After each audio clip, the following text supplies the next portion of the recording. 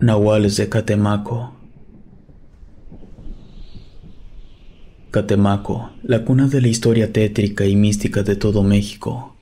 Si bien el significado antiguo de su nombre no se tiene del todo claro, una de las interpretaciones es lugar de las casas quemadas.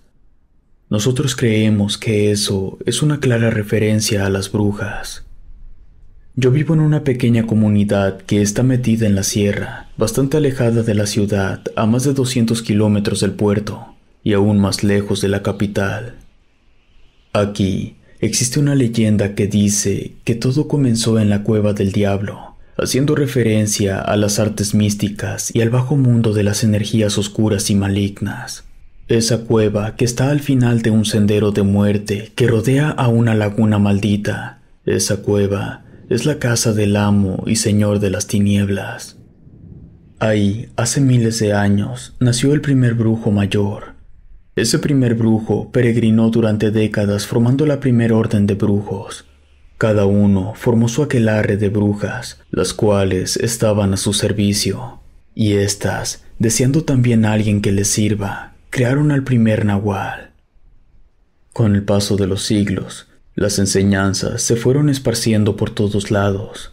Brujos comenzaron a formarse en cada región, estos con sus respectivas brujas y ellas con sus nahuales. Esta historia que se cuenta aquí, algo de verdad debe de tener, aunque no sé hasta qué punto. Ya sabes cómo es esto de las leyendas. Conforme más se cuenta, más se distorsiona. A veces se distorsiona tanto que se vuelve complicado saber qué es lo que realmente hay detrás de cada historia. Lo que sí es un hecho es que aquí en Catemaco abundan las personas que afirman tener habilidades relacionadas a la brujería. En cuanto a los nahuales, no son muy comunes, pero se sabe que andan por ahí en espera de su siguiente víctima. Son muy temidos y nadie, jamás, por ningún motivo, se atreve a enfrentarlos.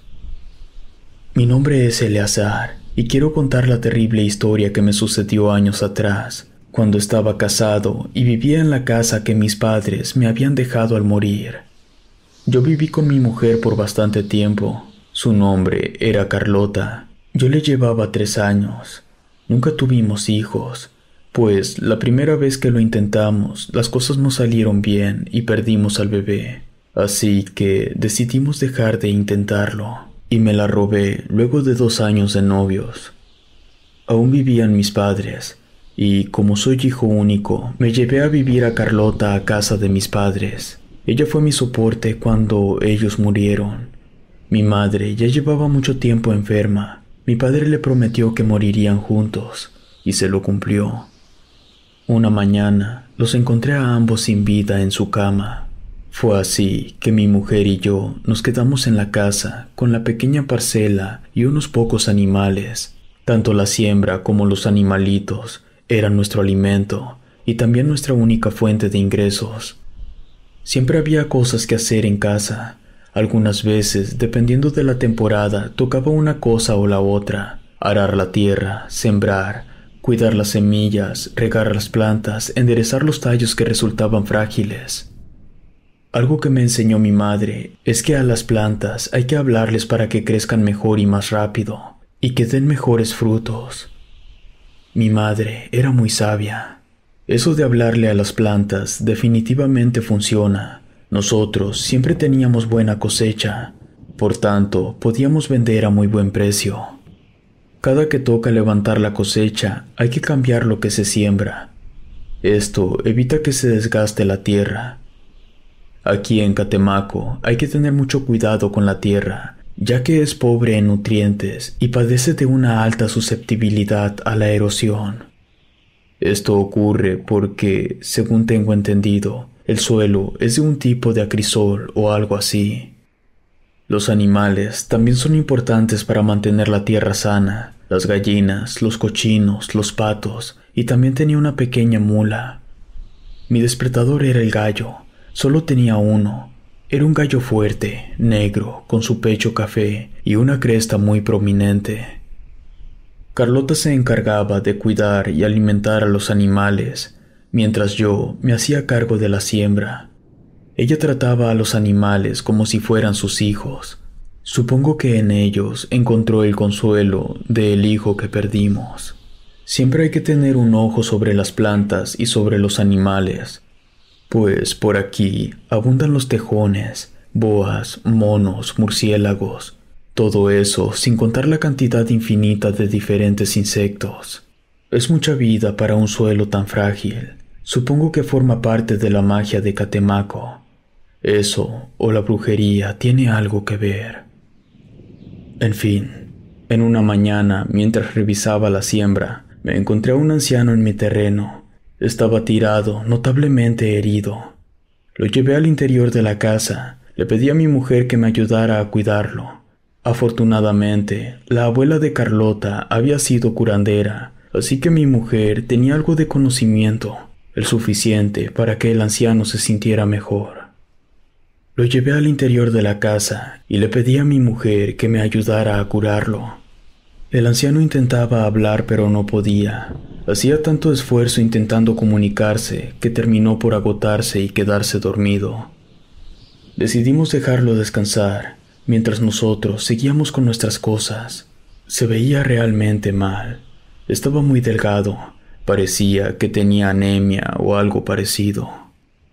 El señor despertó ya en la noche. Se veía bien, solo el cansancio típico de una persona mayor.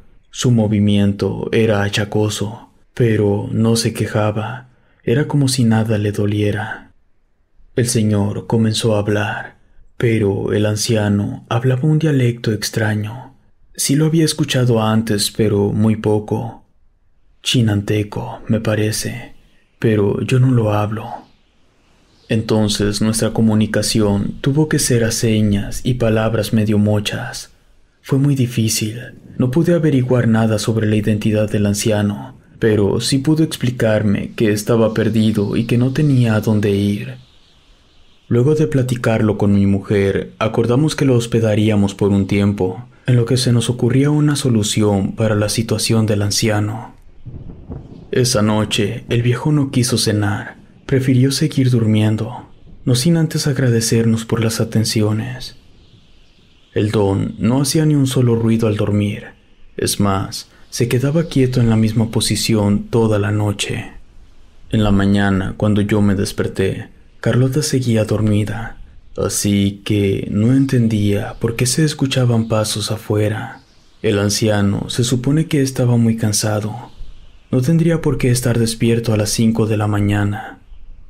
Para mi sorpresa, cuando salí, vi al anciano reunido con mis animales. Les estaba hablando en su dialecto. Lo que me dejó estupefacto fue que todos los animales le estaban poniendo mucha atención, como si ellos pudieran entender lo que el viejo les estaba diciendo. Me acerqué y pude ver que tenía en sus brazos al pato macho. El animal parecía sentirse mal. El señor se levantó y como pudo, me explicó que el pato estaba enfermo y que iba a morir, pero que él podía salvarlo. Ese pato era el único macho. Además, había sido el animal favorito de mi madre. No podía perderlo, así que, con señas, le pedí que hiciera algo si en verdad podía. El viejo abrazó al pato con fuerzas, mientras decía algo en su dialecto. Este comenzó a asustarse y todos los demás animales se empezaron a poner nerviosos por alguna razón. No sé por qué, pero hasta yo estaba asustado. Luego, el anciano soltó al pato y este comenzó a caminar como si nada, como nuevo. Noté que el señor estaba muy agotado. Lo ayudé a volver dentro de la casa. Le di un poco de agua y una tortilla con sal. Se bebió el agua de un solo trago y devoró la tortilla. Después me pidió que lo ayudara a salir de la casa para tomar aire. En cuanto puso un pie afuera, vomitó una cosa negra espesa. Eso me puso muy nervioso. Definitivamente algo no estaba bien con él. Lo que más me inquietaba es que jamás había visto semejante cosa. En cuanto pudo reincorporarse, me explicó que eso que él había vomitado era la enfermedad del pato. No lograba entenderlo bien, pero al parecer intentaba decirme que el pato no estaba enfermo, más bien lo habían enfermado. Díganme loco, pero estoy convencido que ese anciano estaba diciendo la verdad, porque, como dije, el pato se sintió de maravilla luego de que el señor hiciera eso. Volví a recostarlo y se quedó dormido. Fui al cuarto y le conté a mi mujer lo que había pasado. Ambos teníamos desconfianza, porque ni Carlota ni yo habíamos visto nunca una cosa así. Por otro lado, el viejo había salvado al pato, así que estábamos en deuda con él. Pasaron algunos días, todo estaba bien con el señor. Él se la pasaba todo el día afuera con los animales, ayudando a mi mujer. Lo único tedioso fue la comunicación al principio, pero luego de 2 semanas ya habíamos encontrado una forma efectiva de comunicarnos. Un día volví a preguntarle cómo es que había terminado en mi casa, y él insistió en que no recordaba nada, pero se ponía nervioso. Eso evidenciaba que sí recordaba, solo que no quería decirme. Una noche de luna llena, yo no podía conciliar el sueño. Sentía la casa pesada, con un ambiente denso. Hasta el aire era difícil de respirarlo. Me levanté un poco desesperado. Vi que el anciano también estaba despierto. Lo noté inquieto, preocupado, incluso temblaba un poco. No paraba de repetir algo que no tengo idea qué significa. En la mañana, recuerdo que era domingo. Mientras revisaba las plantas, encontré un excremento raro. No quiero dar detalles innecesarios. Basta con que se entienda que tengo animales y toda mi vida había visto excremento de animales y jamás había visto algo como lo que encontré esa mañana.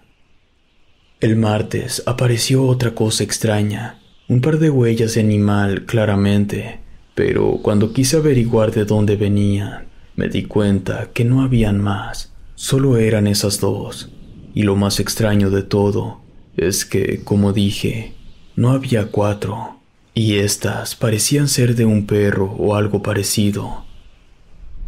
Los siguientes días estuve al acecho de que ese misterioso animal volviera. Pasó una semana y encontré más huellas. Ahora sí podían rastrearse. Profundidad, arrastre, anchura, paso y galope. Con esos 5 factores se puede saber mucho sobre quién deja las huellas. Los fui siguiendo por 7 kilómetros hasta que se perdieron cerca de una cueva. Luego de analizar los 5 factores que les dije, pude obtener datos interesantes. El más impactante de todos era la velocidad. La velocidad de este canino era bastante elevada. Todas las huellas, desde mi terreno hasta la cueva, tenían la misma profundidad y el mismo arrastre, lo que sugiere que se movió a la misma velocidad durante todo el trayecto.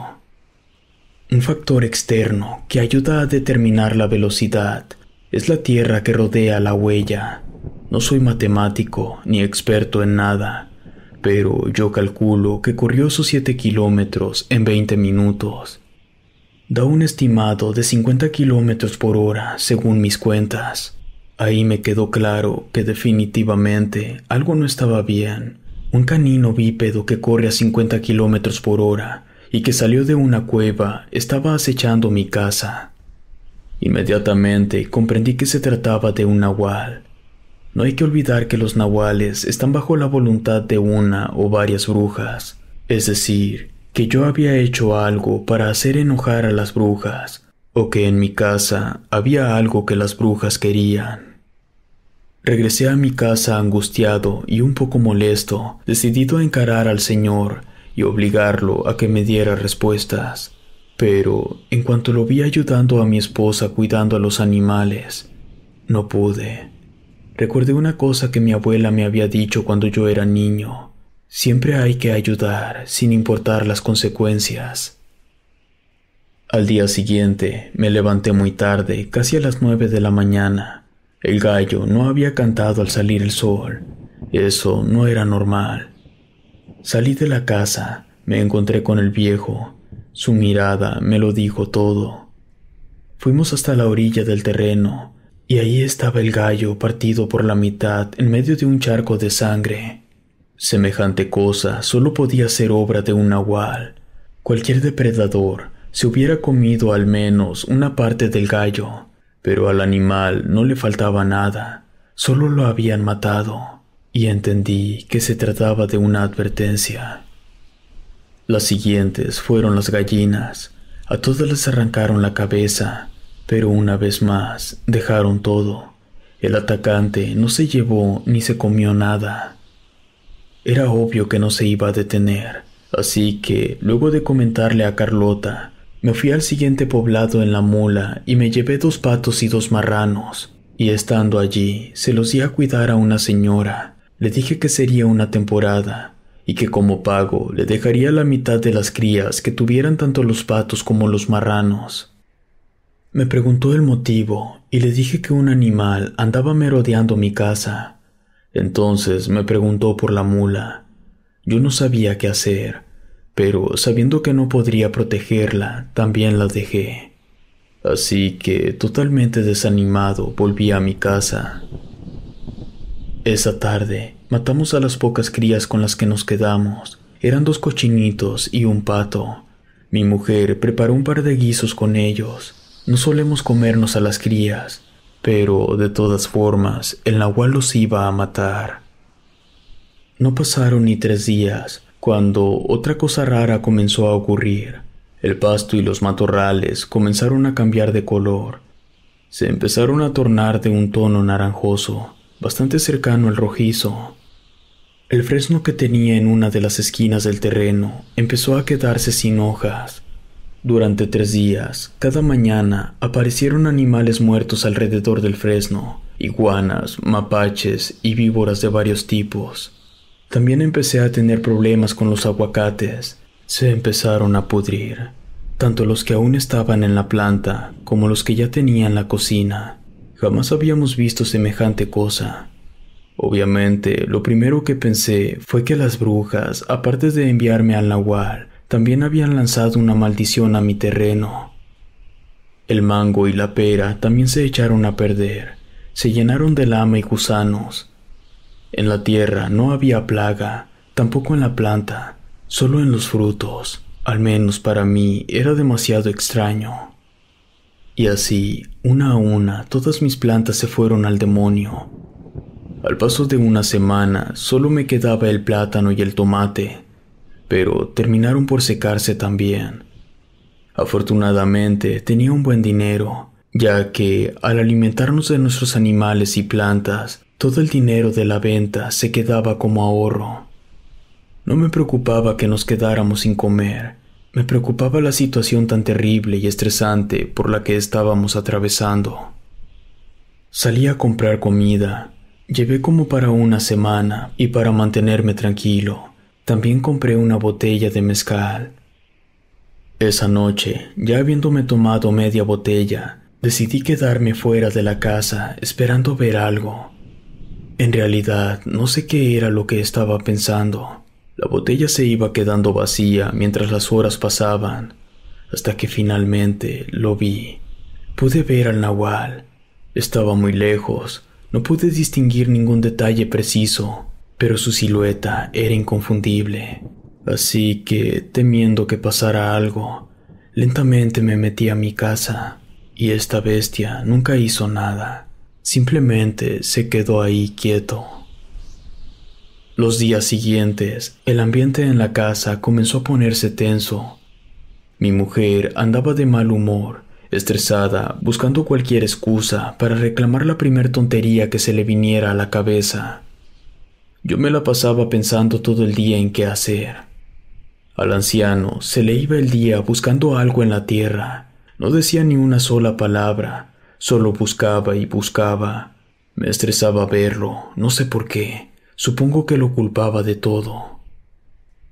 Una noche, mientras Carlota y yo intentábamos dormir, hablábamos sobre lo que estaba ocurriendo. Ella sospechaba que yo sabía algo y me pidió respuestas. Traté de evadir el tema, pero ella insistió hasta que no tuve más remedio que contarle. Le dije lo del nahual, lo de la cueva. Le expliqué que al menos una bruja, si no es que más, debían estar detrás de todo lo que estaba ocurriendo. Y ya de paso, le dije que yo pensaba que todo estaba relacionado de alguna forma con el anciano. Carlota no dijo nada. Se reservó todos sus comentarios y se limitó a darse media vuelta y dormir. Yo sabía que estaba molesta y con justa razón. Al día siguiente, las cosas explotaron. Ni siquiera recuerdo por qué, pero mi mujer y yo comenzamos a discutir como nunca lo habíamos hecho. A gritos e insultos, ella me empujaba mientras yo trataba de detenerla. Terminó por darme una cachetada bastante fuerte. Salí de la casa, decidido a correr al viejo. Ahí estaba él, buscando algo en la tierra. Cuando me acerqué, me di cuenta que tenía algo en la mano. Él volteó y me mostró un limón en perfectas condiciones, de buen color y tamaño. No lo podía creer, esa planta se había secado. Vi que el anciano había dibujado algunos símbolos extraños sobre la tierra alrededor de la planta, y había hecho lo mismo en todo el terreno. Nada de eso tenía sentido para mí, pero no me importaba, ya que parecía funcionar y vi una luz de esperanza. Decidí no decirle nada y calmarme. Esa noche, mientras cenábamos, escuchamos un gran estruendo. Yo, muy a mi pesar, sabía lo que estaba pasando, y eso me llenaba de miedo. Le pedí a mi esposa y al viejo que se encerraran. Salí de la casa. El nahual estaba a escasos 5 metros de la puerta. Pude verlo con lujo de detalle. Su tétrica figura me atormenta todo el tiempo. No era gigante, si acaso unos 20 centímetros más alto que yo. Se veía fuerte, prominente, cubierto completamente de una amalgama de pelo negro y café claro, orejas puntiagudas y con unos ojos que tenían el brillo del fuego del infierno. Esa cosa me atacó y no me mató porque no quiso. Cuando recobré el conocimiento, vi que el anciano también estaba vivo. Mi mujer no estaba. El anciano, como pudo, me contó todo lo que pasó. Resulta que él trabajaba con las brujas, debido que en su juventud había hecho un pacto con el diablo con tal de obtener dinero para quedarse con una mujer. Obtuvo lo que quería, pero al poco tiempo perdió el dinero y también a la mujer. Entonces las brujas, en nombre del diablo, reclamaron el pago del pacto que había hecho con el diablo, así que se vio obligado a trabajar con las brujas. Dijo más cosas que no entendí del todo, pero el punto es que, luego de haber pasado toda una vida al servicio de las brujas, se cansó y decidió rebelarse. Así que habían enviado a un nahual a liquidarlo. Es importante recalcar que en ningún momento me dijo cómo sobrevivió al ataque. Tampoco me dijo qué hacía exactamente para las brujas. Lo que sí me dijo es que él sabía cómo rastrear al nahual dentro de la cueva, así que él me acompañaría y me prometió que encontraríamos a mi mujer. Inmediatamente partimos. El paso era lento por el viejo. Los 7 kilómetros que yo había recorrido en 1 hora y media se convirtieron en más de 2 horas por el ritmo que llevábamos. El anciano entró a la cueva como si nada, como si las conociera a la perfección. Su andar, a pesar de ser lento, era seguro. Ahí me quedó claro que todo lo que él me había contado era cierto. Él conocía esa cueva como la palma de su mano. Adentro había antorchas muy separadas entre sí. En otras zonas prácticamente no se podía ver nada. Mientras seguíamos avanzando, le preguntaba al anciano sobre la extensión de la cueva. Me respondió que estaba conectada con la cueva del diablo. Dijo que por donde habíamos entrado era uno de los brazos. No sé a qué se refería, pero eso fue lo que dijo. Seguíamos dentro de la cueva, pero en ese sitio se notaba que alguien vivía ahí. Ahí estaba mi mujer, herida, sangrando. Me arrodillé junto a ella y comencé a hablarle. Abrió los ojos y me miró fijamente. Estaba aterrorizada, confundida, sentía mucho dolor. Me decía que se iba a morir, que mejor me fuera corriendo de ahí antes de que volviera. Yo la abracé con todas mis fuerzas y después Carlota murió entre mis brazos. En ese momento apareció el nahual. Entonces el anciano se puso delante de mí. De pronto, el viejo me empujó con fuerza. Esto antes de que el nahual se lanzara al ataque. Me golpeé con una roca y quedé aturdido. Veía borroso, pero luego de unos segundos me estabilicé. Frente a mis ojos estaba ocurriendo algo que no creí que fuera posible. 2 nahuales estaban luchando. Rápidamente busqué al viejo con la mirada, pero no lo vi por ningún lado. Entonces entendí todo. No había forma de que yo saliera de ahí. El único camino estaba obstruido por los nahuales. Yo los miraba asustado e impactado. Se mordían, se rasguñaban, oía sus dientes crujir mientras se arrancaban pedazos de carne. Eran como 2 lobos rabiosos intentando matarse uno al otro. El anciano comenzó a ser superado por el otro nahual. Entonces el viejo comenzó a empujar al otro nahual hacia un barranco. Y ambos cayeron. Lo último que pude escuchar fueron gritos de dolor. Cuando se me pasó el susto, salí rápidamente de la cueva y fui hasta mi casa. Me quedé unos momentos sentados. Luego fui al pueblo a pedir ayuda para recuperar el cuerpo de mi mujer. Al llegar acompañado por varios hombres armados, pudimos encontrar en el barranco el cuerpo del viejo y un rastro de sangre que iba al bosque. El velorio fue sencillo, solamente su familia. Como dije, yo ya no tenía a nadie. El peor momento llegó cuando había que ponerla bajo tierra. Me quebré, no pude más. Estaba destrozado, me sentía culpable por no haber hecho nada. Luego del entierro, fui al lugar donde había dejado mis animales de encargo. Solo me llevé a la mula y me fui lejos de ahí. Jamás he vuelto a esa casa, pero los que han pasado cerca del sitio dicen que ahora es el hogar de una bruja. Si te gustó esta historia, suscríbete activando la campanita para que no te pierdas lo mejor de Rede. Gracias por escucharnos. Relato escrito y adaptado por Ramiro Contreras.